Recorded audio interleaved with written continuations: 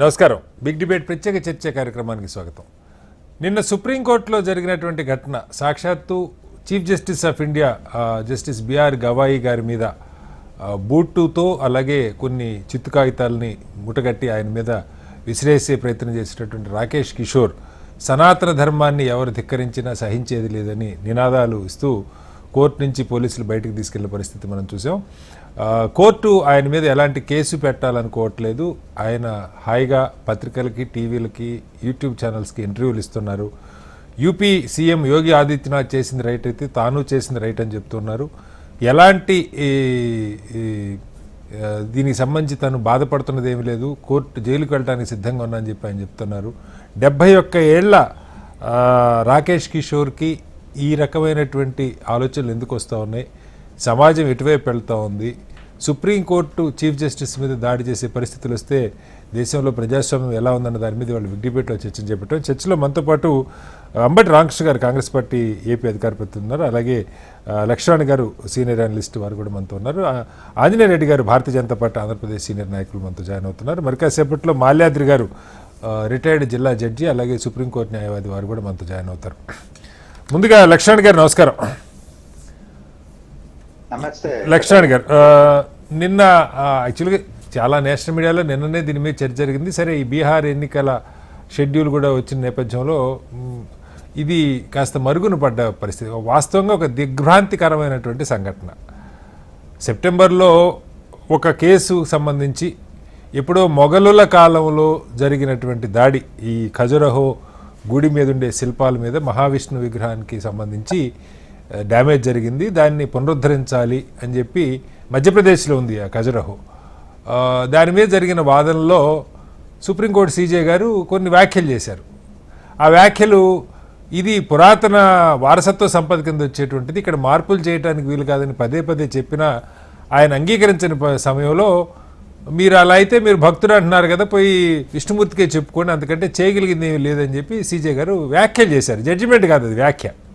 Judgement ఏమి ఇచ్చారో మనకు తెలియదు. ఆ రాష్ట్ర ప్రభుత్వాన్ని కోరుంటారు దాన్ని పరిశీలించమని మరొకటి. అయితే దానికి ప్రతిగా వెంటనే ఆయన మీద అప్పుడే పెద్ద ఎత్తున సోషల్ మీడియాలో ట్రోలింగ్ జరిగింది. రెండో రోజే ఆయన దాని మీద సీజే గారు వివరణ ఇచ్చుకున్నారు సమాజానికి. అయ్యా, నా ఉద్దేశం ఏ మతాన్ని కించపరచడం కాదు, చాలామంది రకరకాల కేసులతో పబ్లిక్ ఇంట్రెస్ట్ కంటే పబ్లిసిటీ ఇంట్రెస్ట్ లిటిగేషన్లు ఎక్కువ వేస్తూ ఉన్నారు, నాకు అన్ని మతాల మీద విశ్వాసం ఉన్నదని చెప్పాడు. ఆయన దళిత కమ్యూనిటీకి చెందినటువంటి వ్యక్తి సీజే గారు, అలాగే బుద్ధిజాన్ని నమ్ముతారు, అన్ని మతాల పట్ల నాకు విశ్వాసం ఉంది, గౌరవిస్తాను అందరి విశ్వాసాన్ని కూడా చెప్తున్నారు. ఇదంతా జరిగినా కూడా ఈ రోజు కూడా లక్ష్మణ్ గారు, నిన్న ఈ సంఘటన జరిగిన తర్వాత మళ్ళా సీజే గారి మీద ట్రోలింగ్, విపరీతమైన ట్రోలింగ్ జరుగుతోంది సోషల్ మీడియాలో. మీరు చూస్తే అంటే అసలు ఎలా అర్థం చేసుకోవాలి ఇది? ఇతను ఈ రాకేష్ కిషోర్ అయితే కనీసం జరిగింది, ఆయన వయసు, ఆయన స్థాయి, ఒక సుప్రీంకోర్టు న్యాయవాదిగా ఉన్న వ్యక్తి, 71 ఏళ్ల వయసున్న వ్యక్తి, ఇంత అసహనానికి ఎందుకు లోనవుతున్నారు? ఏంటి 13వ శతాబ్దంలో జరిగిన దానికి ఇప్పుడు ఏం చేయాలి? ఎవరిని తలకాయ తీసేయాలి? ఏం చెప్తారు? కటారి గారు, మీకు, మిగిలిన పెద్దలకు, ప్రేక్షకులకు నమస్తే. అత్యంత దురదృష్టకరమైనటువంటి ఘటన, రాజ్యాంగంపై దాడిగా నేనైతే చూస్తున్నాను. సెక్యులర్ వ్యవస్థ, ప్రజాస్వామ్యం, న్యాయ వ్యవస్థ స్వతంత్ర ప్రతిపత్తిని ఈ తరహా చర్యలు సవాల్ చేస్తున్నాయి. భారతదేశ సమాజం దీన్ని, ఇలాంటి ఘటనల్ని ఉపేక్షించకూడదని నా అభిప్రాయం. సామాజిక మాధ్యమాలలో జరుగుతున్నటువంటి దుష్ప్రచారం, విషబీజాలు నాటేటువంటి ప్రచారం, విద్వేషాన్ని రెచ్చగొట్టేటువంటి ప్రచారం, ఇవి సమాజాన్నే భ్రష్టు పట్టిస్తా ఉన్నాయి. ఇవి కేవలం ఒక వ్యక్తి, ఆయన 71 సంవత్సరాల సీనియర్ న్యాయవాద, ఆయన ఉన్నటువంటి స్టేటస్ ఏంటి సమాజంలో, లేదా న్యాయవాద వృత్తిలో ఆయన ప్రావీణ్యత ఏంటి, ఆయన ఎలా సీజే బెంచ్ ముందుకు వెళ్ళగలిగారు, ఇవన్నీ కూడా ప్రశ్నార్థకాలే. ఉమ్, కానీ అసలు ఇలాంటి వెర్రితలలు వేసేటువంటి ఉక్రోషంతో ప్రవర్తించేటువంటి ఒక వృద్ధ సిటిజన్, సీనియర్ సిటిజన్ అవును. ఉమ్, ఆ విధంగా వ్యవహరించడానికి దారి తీసినటువంటి పరిస్థితులను మనం ముందు పరిగణలోకి తీసుకోవాలి. ఓకే. ఉమ్, భారతదేశంలో మత విద్వేషాన్ని రెచ్చగొడతా ఉన్నారు, ఉమ్, దేవుణ్ణి అడ్డంగా పెట్టుకుని విద్వేషాలు రెచ్చగొడుతున్నారు. ఉమ్, ఆయన విచారణ సందర్భంలో ఒక ప్రజా కేసు అది, అవును, public interest litigation. Public interest case అది. ఉమ్, అలాంటి సందర్భంలో అది స్వీకరించడానికి అర్హమైనటువంటిది కాదని చెబుతూ ఉమ్, ఒక వ్యాఖ్య చేశారు. అవును. అదేమి ఏ దేవుణ్ణి వ్యతిరేకిస్తూ కించపరుస్తూ వ్యక్తిని కూడా కించపరుస్తూ చేసినటువంటి వ్యాఖ్య కాదు. అవును. ఉమ్, అందువల్ల అలాంటి వాటిని కూడా వక్రీకరించి దుష్ప్రచారం చేయడం అనేటువంటి దీన్ని ఉమ్, ప్రభుత్వం నివారించలేకపోయింది. తర్వాత చేసినటువంటి వాళ్ళని పట్టుకొని శిక్షించలేక ఎవరి మీద ఒక్క కేసు పెట్టినట్టుగా సీజే గారి మీద ట్రోలింగ్ జరుగుతుంటే Yes. ఈ సంఘటనకు ముందు కానీ Yes. తర్వాత కానీ ఎవరి మీద ఒక్కరి మీద కేసు పెట్టినట్టు నా దగ్గర అయితే సమాచారం Yes. లేదు సార్. ఉమ్, ఉమ్, సుప్రీంకోర్టు ప్రధాన న్యాయమూర్తిగా వారు తనకు తాను వివరణ ఇచ్చారు, అవును. తన యొక్క భావన వ్యక్తం చేశారు. ఎవరిని కించపరిచే ఉద్దేశం తనకు లేదని, అన్ని మతాలని విశ్వాసాలని నేను గౌరవిస్తానని చెప్పి స్పష్టంగా ప్రకటన తనకు తాను చేశారు వారు. అవును. అలాగే నిన్న ఘటన జరిగిన తర్వాత కూడా ఎంత హుందాగా ఆయన వెంటనే తన పనిలోకి వెళ్ళిపోయి, మీరెవరూ దాన్ని పెద్దగా పట్టించుకోవాల్సిన పని లేదు, నేను పట్టించుకోను అని ప్రొసీడింగ్స్ ను కొనసాగించడం జరిగింది. అవును. ఉమ్, సరే, రాజకీయ పార్టీలు ప్రధానమంత్రి గారితో సహా ఖండించడం, వారు ఫోన్ చేసి కూడా మాట్లాడడం, అవును. ఇవన్నీ ఒక మంచి సూచికలే.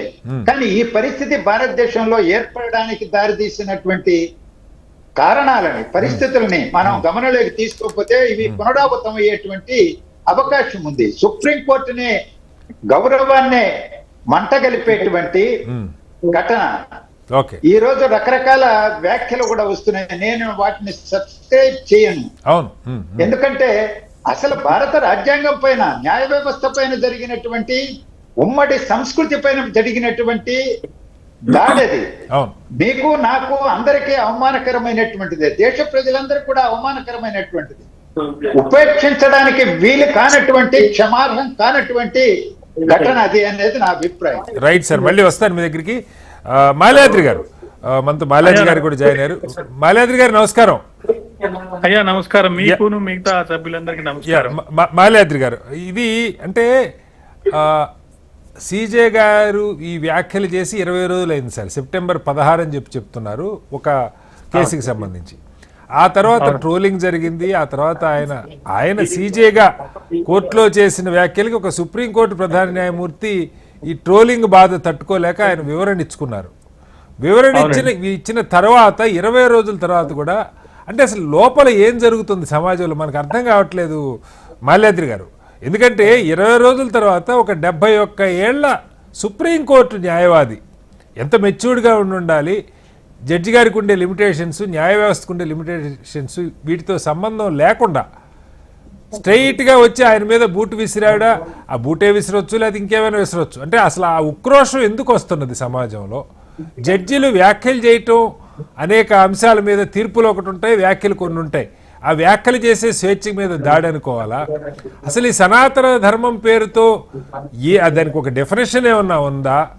ఎవరికి తోచింది వాళ్ళు మాట్లాడి వాళ్ళకి నచ్చందల్లా సనాతన ధర్మానికి వ్యతిరేకం అని మాట్లాడే పరిస్థితి వస్తే ఎలా, అంటే సమాజం ఎటుపోవాలి, ఎలా అర్థం చేసుకోవాలి మాల్యాద్రి గారు?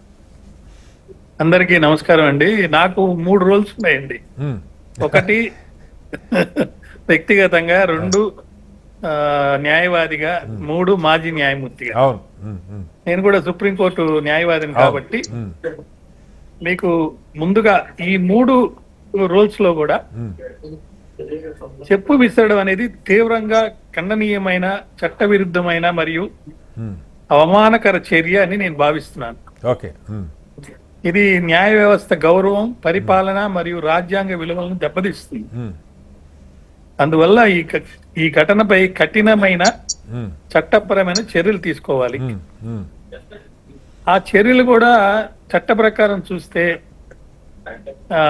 నాకు తెలిసినంత వరకు సెక్షన్ 186, 228, 504 పాత ఐపీసీ సెక్షన్ల ప్రకారం తీసుకోవాలి. అది ఒక ప్రభుత్వ ఉద్యోగి విధులను అడ్డుకోవడం కానీ ఏ సెక్షన్ లో పెట్టలేదు సార్. ఏకంగా సీజే గారే ఆయన మీద కేసులు వద్దు వదిలేయండి అని, అంటే ఆయన ఎంత ఒత్తిడిలో ఉన్నారో మనకు అర్థమవుతుంది. నాకు కొంచెం ఇన్ఫర్మేషన్ ఉంది, అది కూడా చెప్తాను వినండి. చెప్పండి. ప్రభుత్వ ఉద్యోగి విధులను అడ్డుకోవడం, కావాలని అవమానించడం మరియు శాంతి భంగానికి ప్రేరేపించడం వంటి నేరాలకు సంబంధించినవి. అంతేకాకుండా మరొక యాక్ట్ ఉందండి, కంటెంప్ట్ ఆఫ్ కోర్ట్ యాక్ట్. అది 1971 ఇది. కోర్టు గౌరవం తగ్గించే చర్యగా ఇది పరిగణించబడుతుంది. ఈ కంటెంప్ట్ ఆఫ్ కోర్ట్ అనేది కోర్టే తీసుకోవాలి కాబట్టి సీజేకి ఆయనకి ఇష్టం ఉంటే తీసుకోవచ్చు, లేదంటే వదిలేయచ్చు. అది that is not prerogative of the police.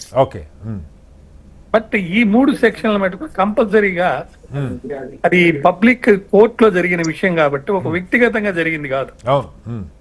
కంపల్సరీగా భారత దండ నిబంధనల ప్రకారం ఖచ్చితంగా తీసుకోవాల్సింది తీసుకుంటారు. నాకు వచ్చిన ఇన్ఫర్మేషన్ ప్రకారం ఒక అతన్ని, ఆయన ఎవరో అడ్వకేట్ అంట, 71 సంవత్సరాల వయసు, రాకేష్ కిషోర్ అండి పేరు. రాకేష్ కిషోర్. నేను విన్నది ఏంటంటే ఆయనకి ఏదో కల్లో చెప్తుంది, దాని ప్రకారం అతను నిద్ర కూడా పోకుండా వచ్చి చేశారని. Supreme court bar association joint secretary వెళ్లి అతను మాట్లాడాడని, మాట్లాడితే నాకేం పశ్చాత్తాపం లేదండి, నేను చేసింది కరెక్టే అని చెప్పి అన్నాడని, ఇలా జరిగిందని వింటున్నారు. అయితే ఇక్కడ 2 విషయాలు ఉన్నాయండి. ప్రజాస్వామ్యంలో విమర్శించే హక్కు ఉన్నప్పటికీ అది అవమానము లేక హింసాత్మక ప్రవర్తనకి దారితీయకూడదు. విమర్శ లేదా అసమ్మతి చట్టబద్ధమైన పరిమితుల్లోనే మరియు సాంఘిక ద్వారా పరిమితుల్లోనే వ్యక్తం చేయాలి. అంతేగాని ఇలా ఈ విధంగా చేయటం అనేది తప్పండి. అయితే ఇక్కడ చాలా ముఖ్యమైన విషయం ఏంటంటే అతను ఎన్నుకున్నటువంటి చెప్పు లేకపోతే బూట్ అనేది చూస్తే మనము ఎంత తెలివిగా ఎంత బ్యాక్గ్రౌండ్ పెట్టుకొని చేశాడు అనేది మనకు అర్థమవుతుంది. ఎందుకంటే కోర్టులోకి వెళ్ళాలంటే చాలా పరిమితులు ఉంటాయండి అక్కడ. అవుట్ సైడ్ లోనే ఒక పర్మిషన్, పాస్, అవన్నీ తీసుకొని పోవాలి. నెక్స్ట్ లోపల జరిగింది కాబట్టి ఖచ్చితంగా అతన్ని పట్టుకుంటారని తెలుసు. నెక్స్ట్ వాడే ఆయుధాన్ని బట్టి ఆ శిక్ష గాని లేకపోతే పెట్టే సెక్షన్లు గాని ఉంటుందని తెలుసు. మళ్ళా కళల ప్రకారం చేసినట్టుగా చెప్తున్నాడు ఆయన. ఇవన్నీ చూస్తే ఒక ప్లాన్ ప్రకారమే జరిగిందండి. ఒక కాన్స్పిరసీ అనేది ఉంది. అది సనాతన ధర్మానికి సంబంధించిందా లేకపోతే ఇంకోటని మనకు అది ఇన్వెస్టిగేషన్ చేస్తేనే బయటకు పడుతుంది. సో నేనేమంటానంటే ఇది ఖండించాలి. దీంతో పాటు మరొక విషయం నేను మీకు చెప్పదలుచుకుంది ఏంటంటే ఇటువంటి చర్యలు మళ్ళా జరగకుండా, సంఘటనలు జరగకుండా జాగ్రత్తలు తీసుకోవడం అత్యంత అవసరం. ఆ జాగ్రత్తలు తీసుకోకపోతే ఏమైతే పునరావృతం అయ్యేదానికి అవకాశం ఉంది. ఇది వ్యక్తిగతంగా ప్రధాన న్యాయమూర్తి మాత్రమే కాకుండా భారత రాజ్యాంగంలోని అత్యున్నత న్యాయ సంస్థ అయిన సుప్రీం కోర్టు గౌరవం మరియు గంభీరతకు నేరుగా విరుద్ధంగా ఉంది. అందువల్ల నేను ఖండిస్తున్నాను. మరియు మీ ద్వారా నేను కేసు మటుకు పరిశోధన చేసి తగు విధంగా శిక్ష వేసే విధంగా చూడాలి, మరియు పునరావృతం కాకుండా కూడా చూడాలని కోరుతున్నాను. Right sir. రామకృష్ణ గారు, సరే అందరూ ఖండించారు. ప్రధాని ఏకంగా సీజే గారితో ఫోన్లో మాట్లాడారని చెప్తున్నారు. పార్టీలన్నీ ఖండిస్తాయి. సహజంగా దాడి జరిగినప్పుడు ఎవరైనా ఖండిస్తారు, మీరైనా ఖండిస్తారు, ఇంకొకరైనా ఖండిస్తారు. సమస్య ఏంటంటే కేసీ వేణుగోపాల్ గారు ఒక ప్రకటన ఇచ్చారు. దీనికి బీజేపీ బాధ్యత వహించాలని, ఈ జరిగిన ఘటనకి బీజేపీ బాధ్యత వహించాలని చెప్పి ఆయన ఒక స్టేట్మెంట్ ఇచ్చారు. ఆయన ఎక్యూజ్డ్ ఎవరైతే ఉన్నారో ఎక్యూజ్డ్ ఆయన మీద కేసు ఏం ఫైల్ కాల. ఇప్పుడు మాజీ జడ్జి గారు చెప్పినట్టు సెక్షన్లు చెప్పారు కానీ 3 గంటలు ఆయన వదిలేశారు. సమస్య ఆయన మీద కేసు ఫైల్ అయ్యే పరిస్థితి కూడా కనపట్ల. మరి సీజే గారు ఎందుకు వద్దనుకుంటున్నారు? ఆయన లేదండి, కేసు ఫైల్ అయిందండి, నెంబర్ నా దగ్గర లేదు కానీ రైట్ అండి, కేసు ఫైల్ అయింది. నిన్నటికైతే ఆయన 3 గంటల్లోనే ఆయన్ని విచారించి వదిలేశారన్న వార్తలు అయితే వచ్చినాయి మాల్యాద్రి గారు. ఆయన ఇవాళ చాలా నేషనల్ మీడియాకి ఇంటర్వ్యూలు కూడా ఇచ్చారు, ఏఎన్ఐతో సహా. నేను ఒక మాట చెప్పాలి, విచారించి వదిలేసినంత మాత్రాన కేసు ఫైల్ కాలేదు, కేసు లేదని కాదండి. విచారించడం జరిగిందంటే కరెక్ట్, కేసు ఫైల్ అయినట్టే. ఓకే రైట్, ఏం చేస్తారో చూద్దాం. అయితే రామకృష్ణ గారు, నా పాయింట్ ఏంటంటే అసలు ఈ మీరు బీజేపీని నిందించడానికి ఉన్న కారణం ఏంటి? బీజేపీ దీనికి బాధ్యత తీసుకోవాలంటానికి ఉన్న కారణం ఏంటి? రెండవది, అసలు ఎందుకు ఈ ఉక్రోషం ఈ వయసు మనిషికి, ఈ స్థాయి మనిషికి ఈ ఉక్రోషం వస్తుంటే సీజే మీద, ఆయన దళితుడనా లేకపోతే లేదా బుద్ధిజాన్ని ఫాలో అవుతున్నాడనా, లేకపోతే అక్కడ కూర్చున్న అర్హత లేదనా, లేదు తనకు అనుకూలమైన జడ్జిమెంట్ ఇవ్వలేదనా? ఇది ఇప్పుడు సీజే గారికి ఇందాక జడ్జి గారు చెప్తున్నారు, Z+ సెక్యూరిటీ ఉన్న వ్యక్తి సార్ ఆయన. Z+ సెక్యూరిటీ ఉన్న వ్యక్తికి ఎంతకంటే ఇంక ఏమి జాగ్రత్తలు తీసుకుంటారు? మనిషి మీద మనిషి పక్కకి వెళ్ళిపోయి దాడి చేసే పరిస్థితులు ఉంటే జాగ్రత్తలతో సరి అవుతుందా, లేకపోతే మెదళ్లలోనే మార్పు రావాలా? ఏం చెప్తారు సార్? నమస్కారం సార్, మీకు ప్యానెల్ పెద్దలకి. సుప్రీంకోర్టు చీఫ్ జస్టిస్ గవాయి గారి పైన సుప్రీం కోర్టులోనే దాడి చేసే ప్రయత్నం, అది కూడా బూటుని విసిరే ఒక ప్రయత్నం చేయడం అనేది దాన్ని అహంకారం అంటామా, లేకపోతే దాన్ని నిరసన తెలియజేసే ఒక కార్యక్రమం అంటామా అనేది ఇక్కడ ఆలోచించుకోవాలి. సో నిరసన తెలియజేయటం అనే దానికి ఆయన సీనియర్ లాయర్, అడ్వకేటు, దాదాపు 71 సంవత్సరాలు, చట్టం తెలియని వాడు కాదు. అతనికి వ్యక్తిగతంగా ఎక్కడా కూడా అతనికి నష్టం జరిగిన విషయము ఏమీ లేదు. సో అతను కోట్ చేసిన విషయం కూడా ఏంటంటే సనాతన ధర్మం అనే విషయాన్ని అక్కడ కోట్ చేయడం జరిగింది. సో సనాతనం అనేది ఈ రోజుల్లో మనం బాగా ఎక్కిస్తున్నాం ప్రజల్లోకి. సో వాట్ ఇట్ మీన్ అనేది, what it is, what it mean అనేది ప్రజలకు అర్థవంతంగా అర్థమయ్యేలాగా తెలియచేయకపోగా ప్రజల్ని, ఒక వర్గాన్ని బాగా విపరీతంగా రెచ్చగొట్టే ఒక కార్యక్రమాన్ని తీసుకున్నప్పుడు అది డిఫరెంట్ సెక్షన్స్ మీద రకరకాలుగా ఈ ప్రభావాన్ని చూపిస్తా ఉంది. సో అటువంటి తరుణంలో భారతీయ జనతా పార్టీ బాధ్యత తీసుకోవాలి అని మాట్లాడుతా ఉన్నది కూడా ఎందుకు మాట్లాడుతా ఉన్నాం అంటే, కేంద్రంలో భారతీయ జనతా పార్టీ అధికారంలో ఉంది. ఎక్కడైతే ఖజురహోలో ఇవాళ ఇతను ఆ విగ్రహం దాదాపు 15-16వ శతాబ్దంలో తల తెగిపడి ఉన్న విగ్రహం ఏదైతే ఉందో మధ్యప్రదేశ్ లో ఉంది. 25 సంవత్సరాల నుంచి అక్కడ బీజేపీ అధికారంలో ఉంది. ఆ మొత్తం కూడా ఆర్కియలాజికల్ సర్వే ఆఫ్ ఇండియా చేతిలో ఉంటది అనేది తెలియనంత అజ్ఞాని కాదు ఆ వచ్చిన అడ్వకేట్.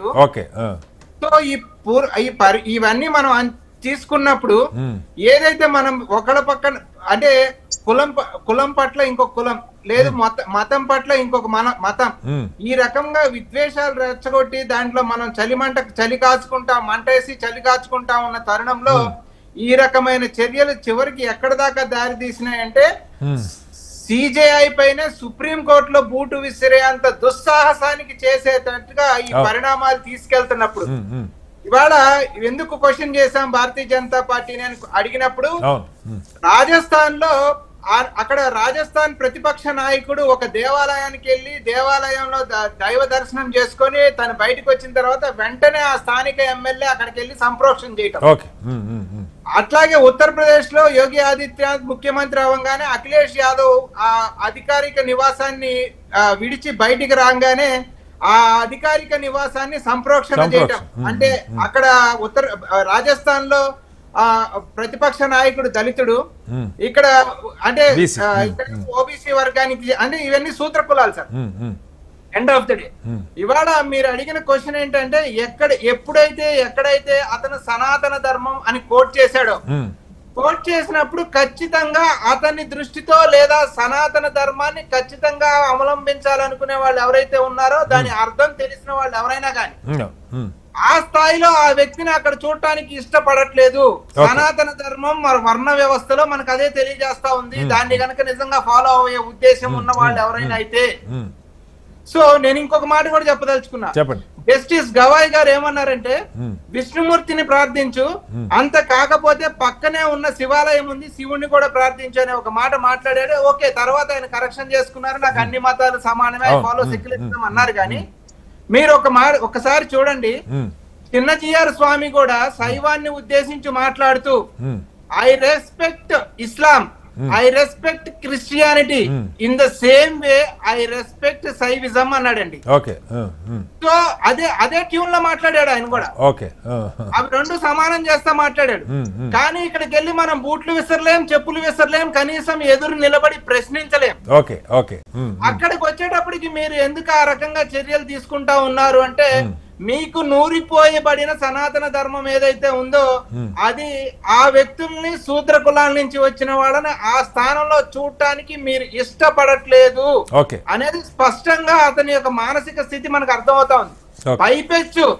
పైపెచ్చు అతను చాలా దురహంకారంగా ఏం చెప్తా ఉన్నాడు, I will not express any regrets అని చెప్తా ఉన్నాడు. దీనికి మళ్ళీ ఈ బీయింగ్ అడ్వకేట్ భారత రాజ్యాంగాన్ని గౌరవించాలి, భారతదేశం యొక్క ప్రజాస్వామ్యాన్ని, భారతదేశం యొక్క చట్టాలని గౌరవించాల్సింది పోయి వాటికి ఏటికి విలువనివ్వకుండా నేను రిగ్రెట్స్ వ్యక్తం చేయను అనే అంత దురహంకారంగా అతను మాట్లాడుతున్న తరుణంలో జస్టిస్ గవాయ్ గారిది చాలా ఉదారమైన స్వభావం అయితే ఉండొచ్చు, ఆయన క్షమించవచ్చు. కానీ ఆయన కూర్చుని ఉన్న కుర్చీ, ఆయన అలంకరించి ఉన్న పదవి యొక్క డిగ్నిటీని కాపాడడం కోసమైనా సరే ఎంత తీవ్రమైన ఎంత కఠినమైన చర్యలు తీసుకోవాలో ఆ వ్యక్తి పట్ల, ఆ రాకేష్ కిషోర్ అనే వ్యక్తిని పట్ల అంత తీవ్రమైన అంత కఠినమైన చర్య ఖచ్చితంగా తీసుకోవాలి.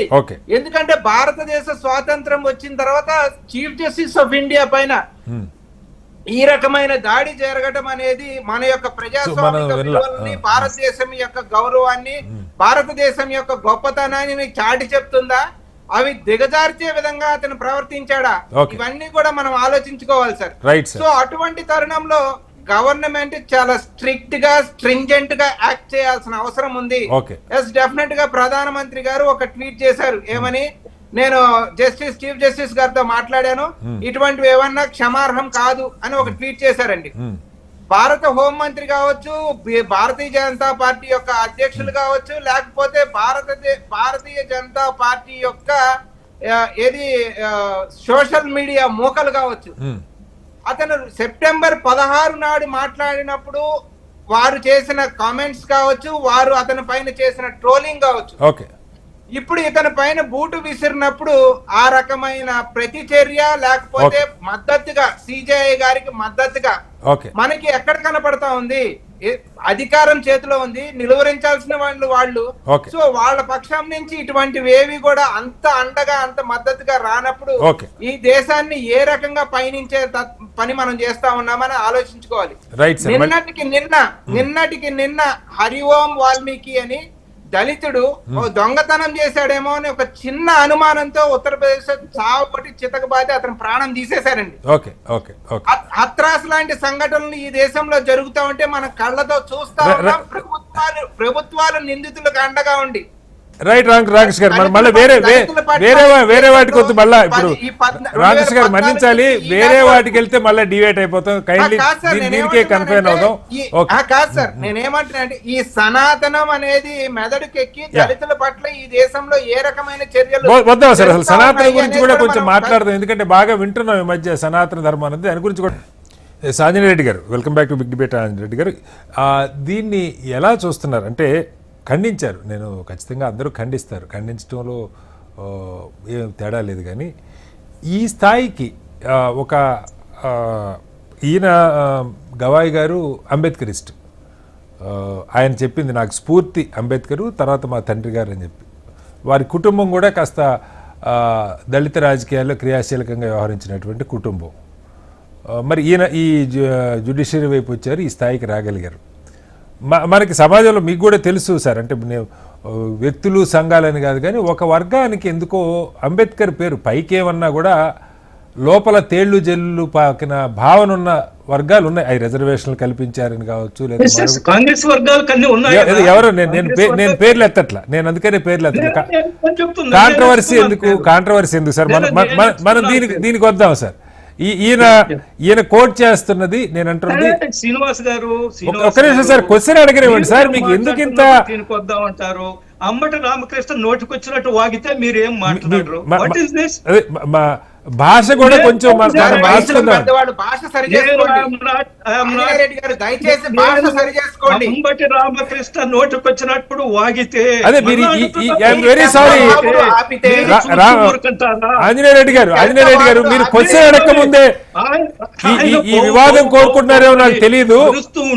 ఆంజనేయ రెడ్డి గారు, ఆయన్ని నేను ఆపాను. హత్రాసు మరొక సంఘటనలో మాట్లాడొద్దని ఆపాను. నేనే ఆపాను ఆయన్ని. హత్రాసు వేరే అంశాలు మాట్లాడుతుంటే నేనే ఆపాను. ఈ దేశం మీద విషం కక్కేది మీరు కదా. సరే ఓకే రైట్. మీరు ఒక్క నిమిషం సార్. ఆంజనేయ రెడ్డి గారు స్టేట్ మీ స్పందన, నా ప్రశ్న ఇది, మీ స్పందన చెప్పండి ఆంజనేయ రెడ్డి గారు. ప్లీజ్ అలోమే మీరు అందరూ మాట్లాడని అన్నాను. నాకు వితౌట్ డిస్టర్బ్ చేయకుండా లేదు. నేను కాంట్రవర్సీకి ఎవరు మాట్లాడినా రామకృష్ణ గారు మాట్లాడితే కూడా నేను ఆపాను. ఇప్పుడు దాకా ఎవరు మాట్లాడారు? నేను ఆపానని చెప్తున్నాను. ఈ దేశంలో ఒక నిమిషం శ్రీనివాస్ గారు, 11 సంవత్సరాల నుంచి అనేక మంది మేధావులు మాట్లాడుతున్నారు. ఈ దేశం ఎటుపోతుంది, ఈ దేశం చీలిపోతుంది, మతాల మధ్య విద్వేషం వస్తుంది.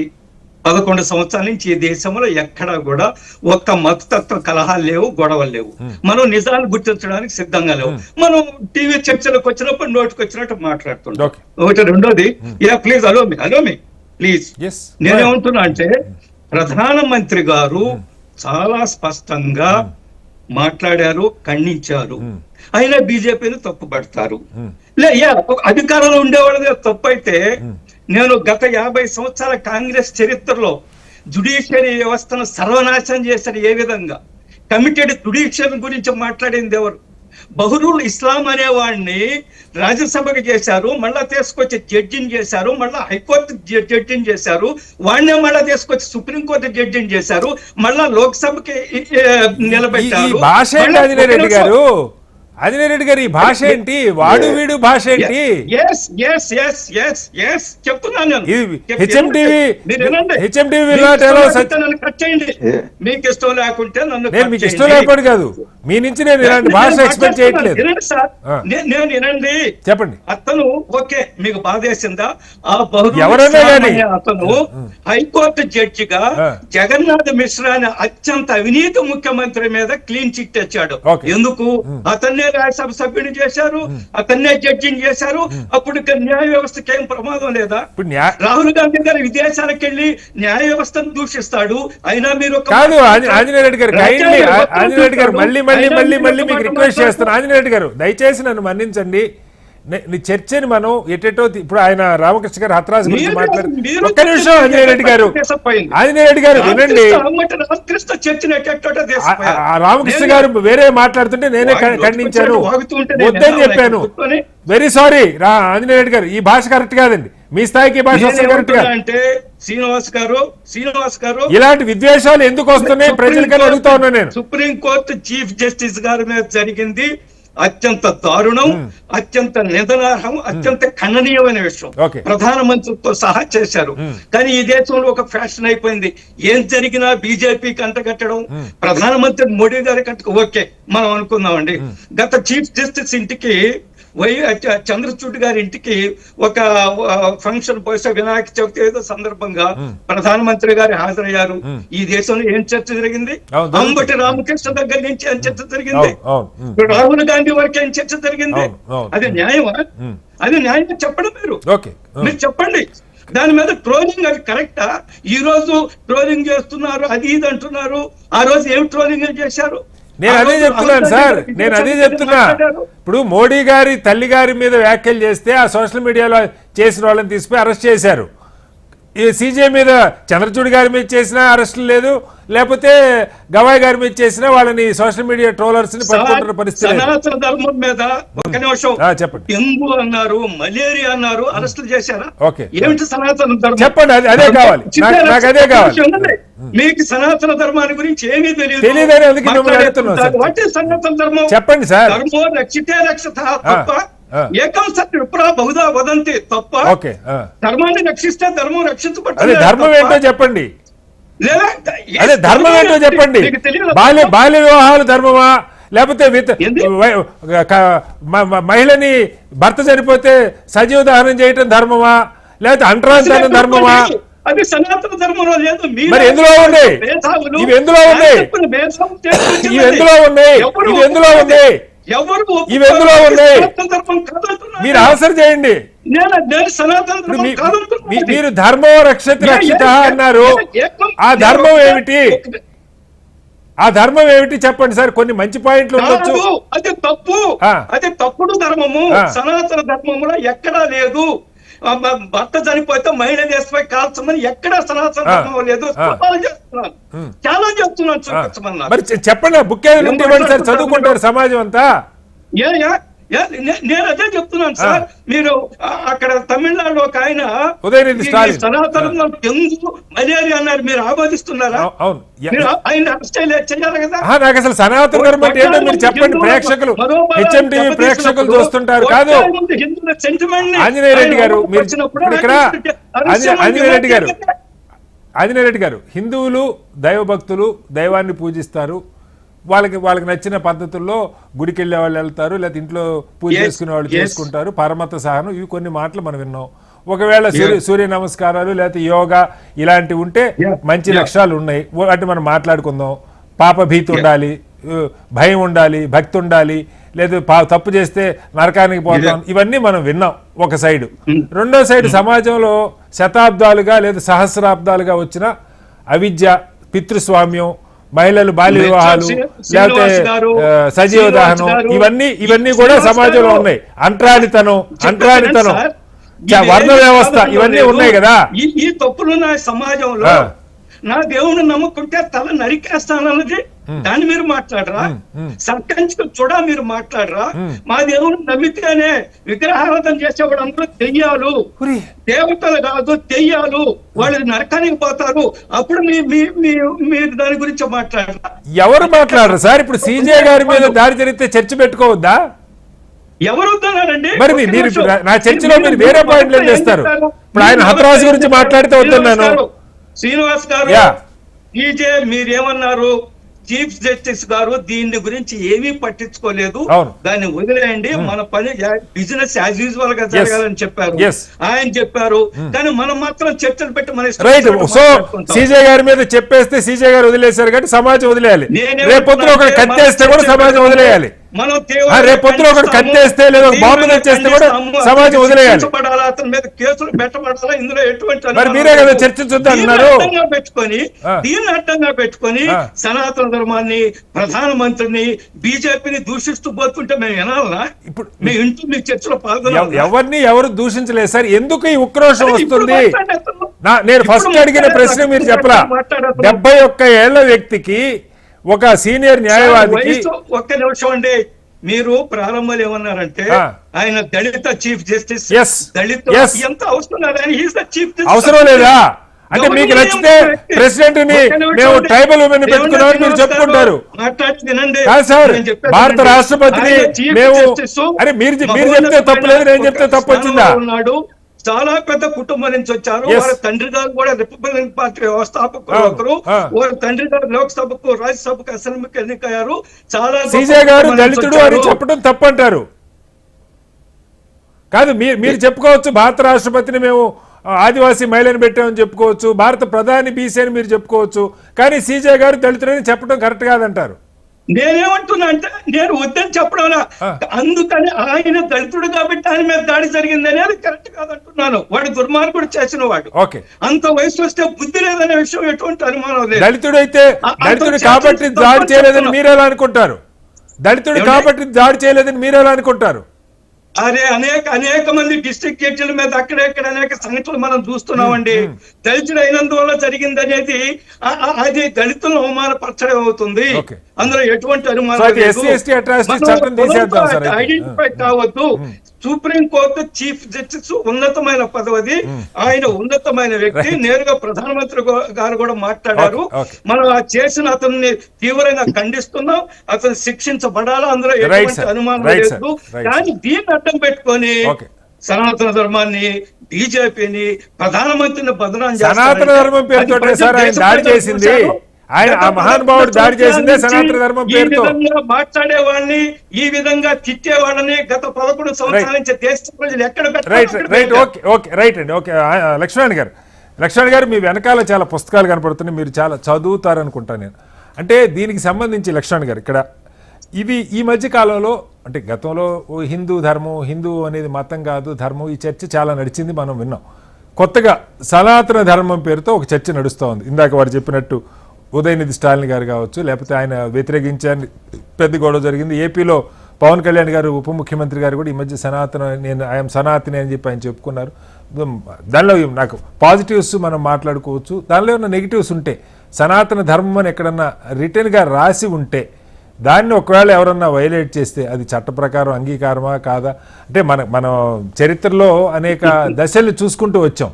నిజంగా అలా ఏదన్నా ఒక రిటర్న్గా ఉన్నదా, లేదు గత దశాబ్దాలుగా సహస్రాబ్దాలుగా హిందూ మతం పేరుతో పాటిస్తూ వచ్చిన అన్నీ కూడా సనాతన ధర్మం కిందకు వస్తాయా? ఎందుకంటే ఇక్కడ దాడే సనాతన ధర్మం పేరుతో జరిగింది. సనాతన ధర్మాన్ని వ్యతిరేకించే వాళ్ళని సహించేది లేదని ఆయన దాడి చేశాడు. లక్ష్మణ్ గారు. కటారి గారు, నా వెనకాల పుస్తకాలు ఉండొచ్చు కానీ ఆ విజ్ఞానం అంతా నా బుర్రలో నిక్షిప్తమై ఉండదు. అధ్యయనకారుణ్ణి చదువుకుంటూనే ఉంటాను, నిత్య విద్యార్థి. ఒకటి, మానవాళి అభివృద్ధి క్రమంలో ఆయా దశల్లో ఆయా సమాజాన్ని నియంత్రించడానికి నియమాలు అవన్నీ కూడా పెట్టుకోవడం జరిగింది. ఒకానొక దశలో సనాతన ధర్మం అనేటువంటి పేరిట సమాజాన్ని, ఆనాటి సమాజాన్ని, అంటే ఈరోజు ఐటీ అత్యాధునిక సాంకేతిక సమాజం కాదు కదా, ఒక వెనుకబడినటువంటి సమాజం. ఆ సమాజంలో ఆనాటి సమాజాన్ని నియంత్రించుకోవడానికి నియమించుకున్నటువంటి ఒక ప్రవర్తన నియమావళిగా భావించుకోవచ్చు. కానీ నేను అనేది ఇవాళ వర్ణ వ్యవస్థ సనాతన ధర్మంలో వర్ణ వ్యవస్థ అంతర్భాగమా అవునా కాదా? వర్ణ వ్యవస్థ అనగానే అంటరానితనం ఉన్నదా లేదా? ఆ వర్ణ వ్యవస్థ నుంచే కుల వ్యవస్థ వచ్చింది.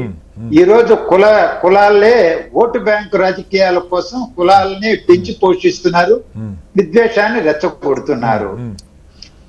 ఈరోజు సనాతన ధర్మం ఏంటి అని నిర్దిష్టంగా ఆధారాలతో చెప్పగలిగిన వాళ్ళు ఎవరైనా ఉంటే వాళ్ళకు నేను వందనం చేస్తాను నేను. కానీ ఈ దేశంలో ఏ ఒక్కరు కూడా ఇది సనాతన ధర్మం అని చెప్పగలిగినటువంటి వాళ్ళు నాకైతే నాకు అర్థం కాక మిమ్మల్ని అడుగుతున్నాను సార్. నాకు అర్థం కాక రాజనేడు గారు మళ్ళీ సెకండ్ రౌండ్ లో చెప్తారేమో చూద్దాం, చెప్పండి. నేను కూడా నిరక్షరాస్యుని ఆ విషయంలో.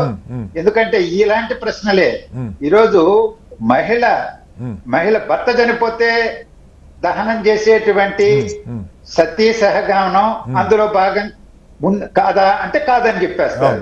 కుల అంటరానితనం ఉన్నదా లేదంటే లేదంటారు. వర్ణ వ్యవస్థ అందులో భాగం కాదంటే లేదని వేస్తారు. ఏది అడిగినా అది లేదని వేస్తారు.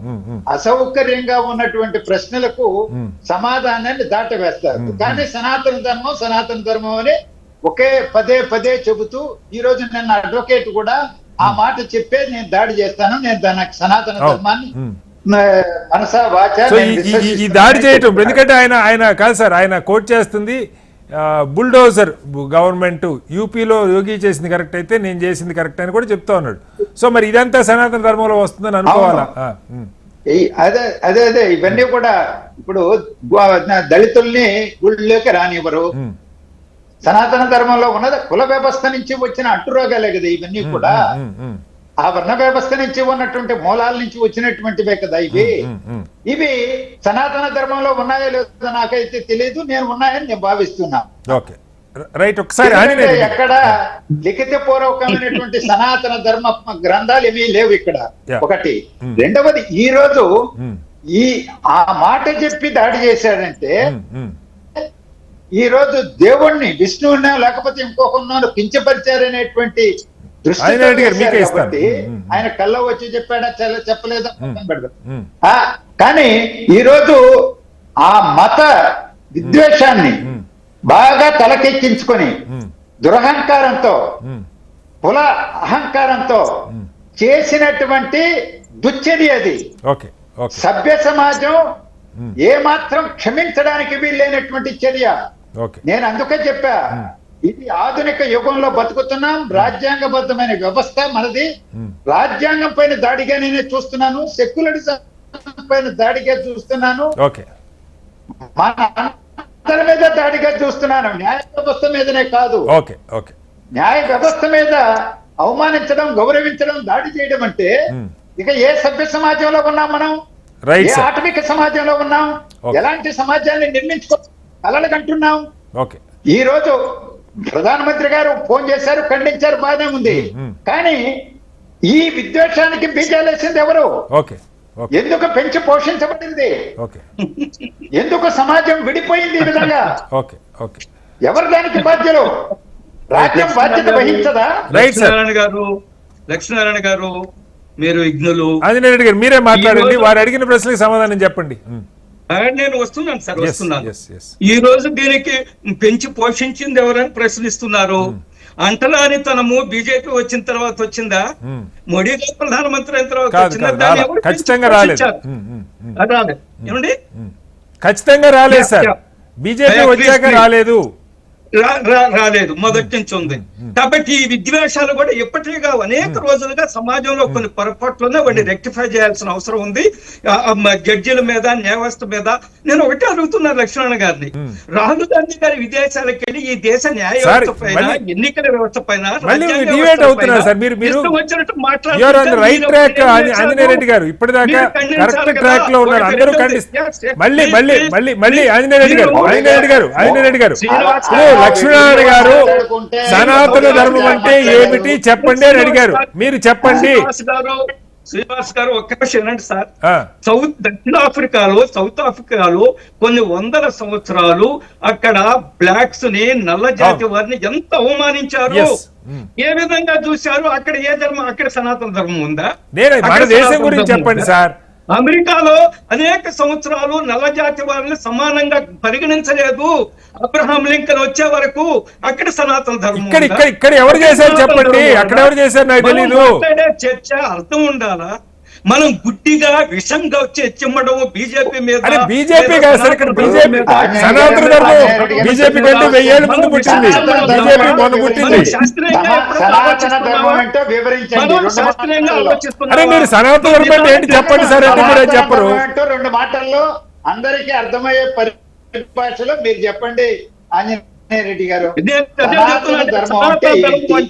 సనాతన ధర్మం చెప్తాను ఏనండి లక్ష్మణ్ గారు. బహుశా మీరు నాస్తికులు, హిందూ ధర్మాన్ని గురించి నేను చెప్తాను సార్. వర్ణ వ్యవస్థ అందులో భాగమా కాదా? వర్ణ వ్యవస్థ ఉంది. లేదు. వాట్ ఇస్ మీన్ బై వర్ణ వ్యవస్థ? సమాజంలో వివిధ బాధ్యతలు, వివిధ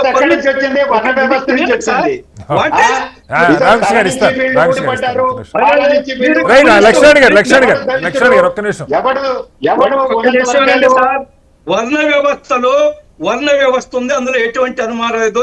సమాజంలో నడవడం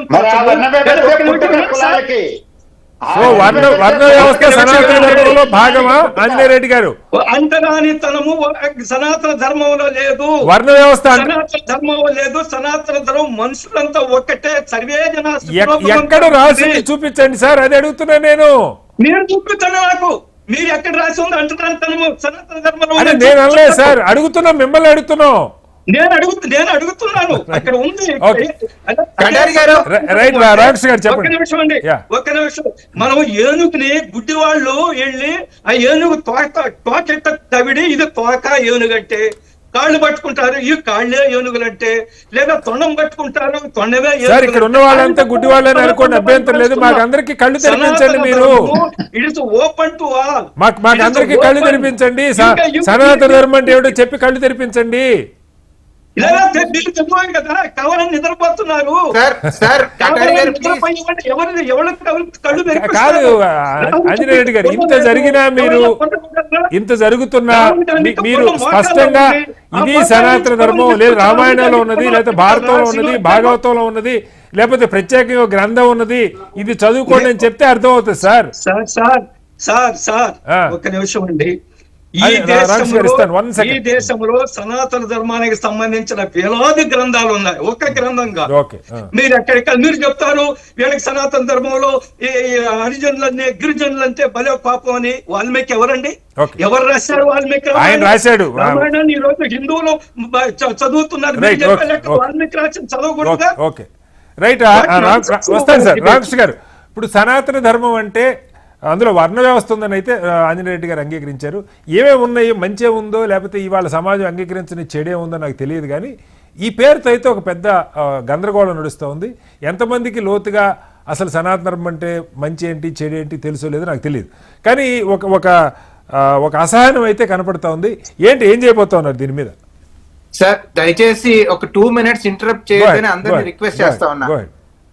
సార్ ఇప్పుడు అంటే స్టార్టింగ్ నుంచి చూసుకుందాం. రాజ్యాంగాన్ని, భారత రాజ్యాంగాన్ని రూపొందించిన నాడు ఈ రాజ్యాంగాన్ని మేము వ్యతిరేకిస్తున్నాం, మనుధర్మమే రాజ్యాంగంగా ఉండాలని భారత రాజ్యాంగ ప్రతులను రామలీలా మైదానంలో తగలబెట్టి మనుధర్మ శాస్త్రాన్ని అనుసరించి పరిపాలన జరగాలి అని చెప్పినప్పుడు మనుధర్మ శాస్త్రంలో ఏం రాసింది అది సనాతన ధర్మంగా భావిస్తున్న వాళ్ళు దాంట్లో ఏమున్నాయి అని ఒకసారి ప్రజలకు వివరించి చెప్తే ప్రజలు అర్థం చేసుకుంటారు సార్. మనుధర్మ శాస్త్రంలో వర్ణ వ్యవస్థ ఉంది. నీ పొట్టోళ్ళకి ఏం చెప్పిన అర్థం కాదు. రైట్ నీ పొట్టోళ్ళకి అసలు అర్థం కాదు. రైట్ ఆంజనేయ రెడ్డి గారు నిద్రపోతున్నట్టు మీరు మాట్లాడండి. ఆంజనేయ రామకృష్ణ గారు మీరు గో హెడ్. లేదా రామకృష్ణకి అర్థం కాదండి. చెప్పండి, ఆయన కావాలని డిస్టర్బ్ చేస్తాడు సార్. ఆయన మీరు చెప్పండి. రామకృష్ణ గారు మీరు కూడా మనం ఎవరు వ్యక్తిగతంగా ద్వేషించుకోవద్దు. ఆంజనేయ రెడ్డి గారు మీరు కోరినట్టు ఆయన కోరుతున్నారు, కొంచెం నిశ్శబ్దంగా ఉండండి please. Anjaneya Reddy garu please wait for ever. Yes Ramakrishna garu right మీరు మాట్లాడండి. రామకృష్ణ గారు మీరు మాట్లాడండి. ఆంజనేయ రెడ్డి గారు ఒక నిమిషం ఆగండి. మనుధర్మ శాస్త్ర ఆధారంగా పరిపాలన జరగాలి అనుకున్నప్పుడు మనం చూసాం 2024 ఎన్నికల టైంలో కూడా వాళ్ళు క్లియర్ గా చెప్పడం జరిగింది, 400 పైన స్థానాలు ఇవ్వండి, ఈ రాజ్యాంగాన్ని మార్చేస్తాం. Right sir.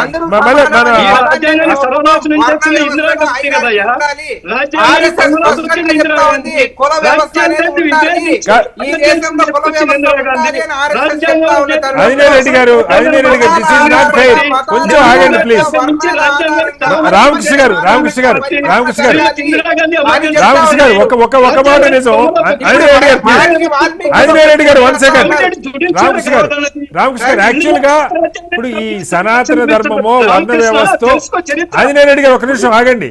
ఈ సనాతన ధర్మం వర్ణ వ్యవస్థ బీజేపీ వచ్చాక కూడా రాలా. వాస్తవంగా వినండి సార్ ఒక్క నిమిషం. బీజేపీ వచ్చాక కూడా రాలా. ఇందాక వారు కూడా ఆయన చెప్పే తప్పుడు మాటలు ఎన్ని రోజులు వింటాం మేము, అబద్ధాలు ఎన్ని రోజులు వింటాం. మీరు ఆగండి ఆంజనేయ రెడ్డి గారు. ఎక్కడ కూడా మీరు చర్చ ముందుకెళ్ళేవరా? అసలు మాట్లాడేవారు ఎవరిని?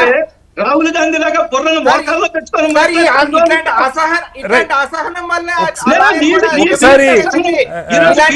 ఆంజనేయ రెడ్డి గారు వాయిస్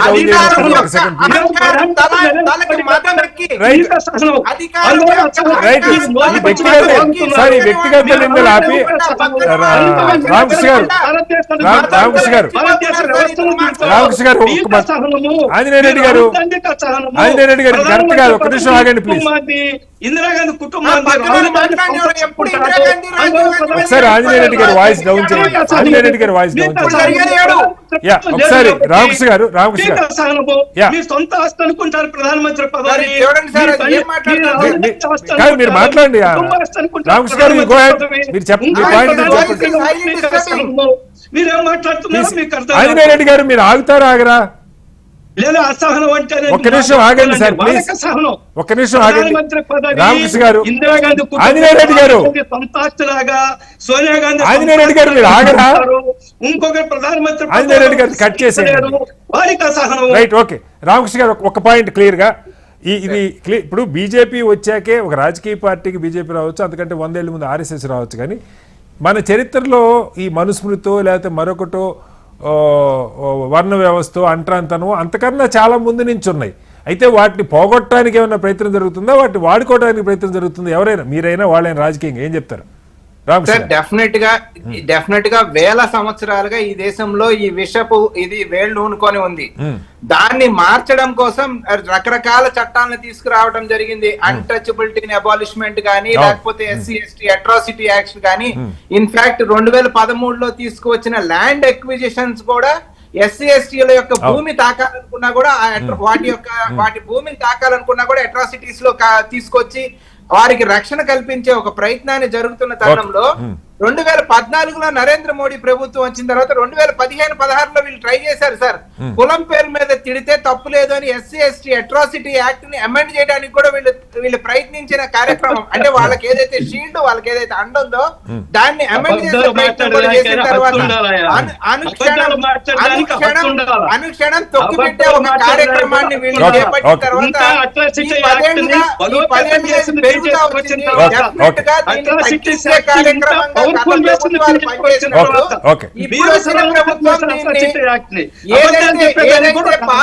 రైట్. ఆంజనేయ రెడ్డి గారు ఒక్క నిమిషం ఆగండి. ఆంజనేయ రెడ్డి గారు మీ టైం మీకు ఇచ్చారు, మళ్ళీ స్టార్ట్ చేశారు. ప్లీజ్ రామకృష్ణ గారు కంప్లీట్ చేయండి. సో దీన్ని పెంచి పోషించడం వల్ల ఈ రోజు ఈ పరిణామాలు చూస్తా ఉన్నాం. నేను దానికి ఎగ్జాంపుల్స్ చెప్తా ఉన్నా. మీరు ఏదైనా ఎగ్జాంపుల్స్, ఇప్పుడు విదేశాల్లో రాహుల్ గాంధీ మాట్లాడారు, రాహుల్ గాంధీ కూడా వదిలిపెట్టి మన పాయింట్ వద్దాం. రామకృష్ణ గారు, నరేంద్ర మోడీ మాట్లాడింది. మనం క్లిప్పింగ్స్ కనుక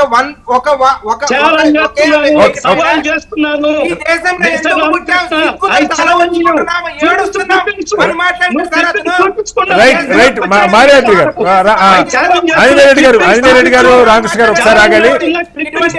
మాల్యాద్రి గారు ఆంజనేయ రెడ్డి గారు రామకృష్ణ గారు ప్లీజ్ ఒకసారి మాల్యాద్రి గారు ఇక్కడ.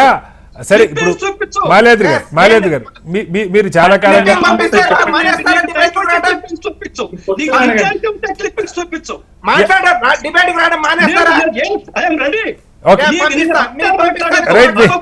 రైట్. అది మీరిద్దరు ప్రైవేట్ గా చూసుకోండి. ఆంజనేయ రెడ్డి గారు రామకృష్ణ గారు, ఆంజనేయ రెడ్డి గారు రైట్ సార్ వ్యక్తిగత ఛాలెంజ్ వద్దు కానీ ఒకసారి మాల్యాద్రి గారు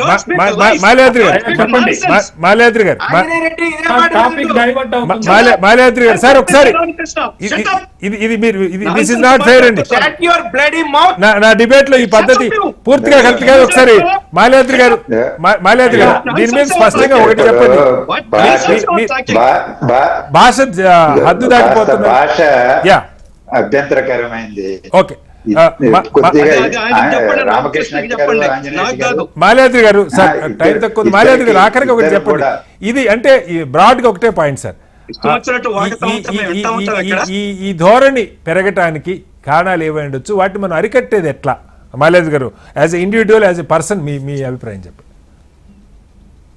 మాల్యాద్రి గారు, హలో మాల్యాద్రి గారు, నా వాయిస్ వినపడుతున్నా? లక్ష్మణ్ గారు కంక్లూడ్ చేయండి. లక్ష్మణ్ గారు మీరు మాల్యాద్రి గారు బహుశా ఎగ్జిట్ అయిపోయారేమో. ఓకే,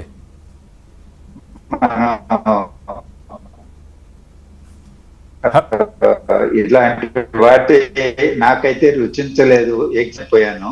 ఓకే, ఏం చెప్పమంటారో చెప్పండి. మీరు అంటే మనం ఎలా ముందుకెళ్తే బాగుంటది దేని మీద? ఈ ధోరణులు పెరగకుండా సార్, అది ఎవరన్నది పక్క పెడదాం. ఈ ధోరణులు పెరగకుండా సనాతన ధర్మం అనేటువంటి నినాదం అతను ఇచ్చాడు కాబట్టి దాని వైపున చర్చ పోయింది. కానీ ఒక రాజ్యాంగబద్ధ వ్యవస్థ, న్యాయ వ్యవస్థ, సుప్రీంకోర్టు అత్యున్నతమైనటువంటిది. చీఫ్ జస్టిస్ ఆఫ్ ఇండియా మీద అలాంటి రీతిలో ఒక అడ్వకేటు వెళ్ళి అలా ప్రవర్తించడం అనేటువంటిదే మొత్తం రాజ్యాంగ వ్యవస్థనే అవమానించినట్టుగా మనం పరిగణించాలి. అలాంటి ఘటనలు పునరావృతం కాకుండా చర్యలు తీసుకోవాలి ప్రభుత్వం. ఇంతకుముందు మాల్యాద్రి గారు కూడా సుప్రీంకోర్టు న్యాయవాది, ఆయన మాజీ జడ్జి కూడా, ఆయన చెప్పింది కూడా ఒక సుప్రీంకోర్టు చీఫ్ జస్టిస్ గా వారు మన్నించవచ్చు కానీ మిగిలినటువంటి వాటిని నివారించడానికి, పునరావృతం కాకుండా చర్యలు తీసుకోవడానికి ప్రభుత్వమే వ్యవహరించాలి, పోలీస్ వ్యవస్థ ఆ చర్యలు తీసుకోవాలి. రెండవది, విద్వేషం, ఉక్రోషం, ఇలాంటి విద్వేషం, ఉక్రోషం సమాజంలో ఎందుకు పెచ్చరిల్లింది, ఎక్కడ బీజం పడింది, ఆ మూలాల్లోకెళ్ళి ప్రభుత్వం Okay. ప్రభుత్వం అది మోడీ గారి ప్రభుత్వమా లేకపోతే XY ప్రభుత్వమా, Okay. నేను అది అనడంలా. ఇదే ఇక్కడ ఎక్కడైనా హైకోర్టులో ఆంధ్రప్రదేశ్ లోనో లేకపోతే తెలంగాణలోనో లేకపోతే కర్ణాటకలో అయితే అక్కడ, లేకపోతే కమ్యూనిస్టుల అధికారంలో ఉన్న కేరళలో జరిగితే ఊరుకో ఉంటుందా బీజేపీ? ఎక్కడైనా ఊరికే ఉంటామా? ఎవరు ఊరికే ఉండరు కదా. Okay. న్యాయ వ్యవస్థ మీద దాడి కదా, న్యాయ వ్యవస్థ అగౌరవాన్ని మంట కలపడమే కదా. Okay. అందుకని ఇక్కడ అక్కడ అనేటువంటి సమస్య కాదు, ఇక్కడ Right. రాజ్యాంగ విలువల పరిరక్షణ అనేటువంటిది అందరి బాధ్యత. ఓకే ఓకే రైట్ సార్, మొత్తంగా ఇది మనకు కనపడుతున్న పరిస్థితి. దీనికి జాతీయ స్థాయిలో శ్రీజయ్ గారు చర్యలు వద్దన్నా కూడా ఖచ్చితంగా ఇలాంటివి పునరావృతం కాకుండా ఉండాలంటే చర్యలు తీసుకోవడమే సమంజసం అని చెప్పి నిపుణులు చెప్తున్నారు. దాంతోపాటుగా సోషల్ మీడియాలో ట్రోల్ జరుగుతున్నాయి గత సీజే మీద ఇప్పటి సీజే మీద. పెద్ద ఎత్తున న్యాయ వ్యవస్థలో కీలకంగా ఉన్న వాళ్ళు ఇచ్చిన తీర్పుల్ని బట్టి కూడా వాళ్ళ మీద ట్రోల్స్ చేస్తున్న పరిస్థితి మొదలైంది భారతదేశంలో. గతంలో ఎప్పుడూ లేదు. ఒక భయం ఉండేది, న్యాయ వ్యవస్థని, న్యాయమూర్తులు ఇచ్చిన తీర్పులకి దురుద్దేశాలు ఆపాదించకూడదని. దాన్ని మించి వాళ్ళ సోషల్ మీడియాలో పెద్ద ఎత్తున ట్రోలింగ్లు జరుగుతున్నాయి. దీన్ని అరికట్టాల్సిన బాధ్యత అటు భారత ప్రభుత్వంతో పాటు రాష్ట్రాల్లో అధికారం ఉన్న ప్రభుత్వాల మీద కూడా ఉంది. ఆ దిశగా అడుగులు పడాలని కోరుకుందాం. చర్చలో పాల్గొన్న రామకృష్ణ గారికి, మాల్యాద్రి గారికి, లక్ష్మణ్ గారికి, అలాగే ఆంజనేయ రెడ్డి గారికి ధన్యవాదాలు. ఇది వాళ్ళ బిగ్ డిబేట్. రేపు మళ్ళీ కలుద్దాం. నమస్కారం.